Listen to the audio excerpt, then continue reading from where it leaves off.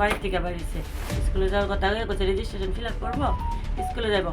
তো আমি তো অফিসে গেছি গা, আমি স্কুলে এরপর 2:30টার সময় আমি মেয়েরে ফোন করছি গার্ডের কাছে, গার্ড করছি স্কুল আসে না, স্যারের ফোন করছি, স্যার রেজিস্ট্রেশন খাতা খুলে দেয় আর অ্যাটেন্ডেন্স খাতা খুলে দেয়, স্যার আমার মেয়ে স্কুলে গেছে না। এরপরে খোঁজাখুঁজি করে দেয় আমার মেয়ে নিখোঁজ। এরপরে ওএসপিএসে একটা মিসিং ডায়েরি করলাম, করার পরে এরপর আমার লোকাল যে আমার councillor, Mondal president, word president, তার কাছে তারা নিয়ে সিএম স্যারের দ্বারস্থ হইয়া আমার মেয়েরে আমি 16 তারিখ সন্ধ্যা 6টার সময় আমার মেয়েরে পাইলাম। আমার মেয়ে বাংলাদেশ বাজার করে আনিছিল। কারা করছিল এরকম তো অনেকেই পাইছি, অনেকেই নাম নিশানা পাইছি। ওখানে তো মেয়ের তো মুখ খুললা কইলে আমরা কইতে পারবো আর কি। তার সাথে কি এরকম চিনতে পারছেন? মোটামুটি কিছু চিনি কিছু চিনি না, এরকম টাইপের আর কি। লোকাল থেকে শুরু করে মন্ডল সিএম আর কথা তো আমার যথেষ্ট পরিমাণে সাহায্য করছে। আমি তাদের কাছে হাত জোর করে আমি কৃতজ্ঞতা ধন্যবাদ জানাইতে চাই। সিএম লোকাল নেতৃত্বে, সভাপতির নেতৃত্বে, সিএম স্যারের নেতৃত্বে, আরো কথা নেতৃত্বে আমার মেয়েদের আনা হয়েছে 11 তারিখ, 16 তারিখ। যেন প্রকারে তোমার মেয়েরে তোমার আব্বুকে ফিরিয়ে দেবো আমি। কে কইছে কথা? সিএম স্যার বলেছিল। আজকে কি সেটা পূর্ণ হয়েছে? হ্যাঁ। কি বলবেন আজকে এখান থেকে মুখ্যমন্ত্রী? আমি আমার মানে অটুক মানে আমার ভাষা নাই যে কি বলার মতন। তার কাছে অনেক অনেক অনেক অনেক ধন্যবাদ। আপনার কয় ছেলে মেয়ে? আমার নাম রুমা। কোন স্কুলে পড়তো?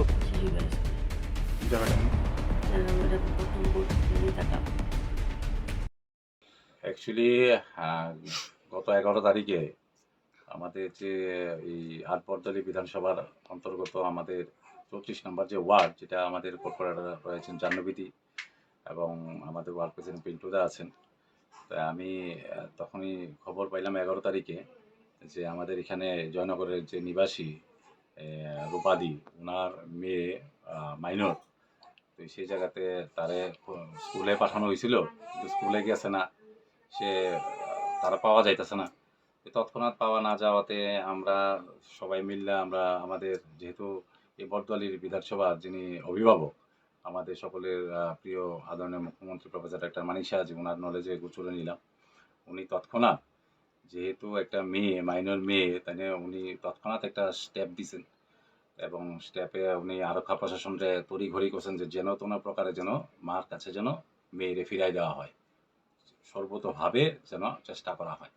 তো সেই ক্ষেত্রে আরক্ষা প্রশাসন সবাই প্রত্যেকে খুব চেষ্টা করছে। এরপর আমরা খবর পাইলাম যে সেটা বাংলাদেশে তারে নিয়ে যাওয়া হয়েছে।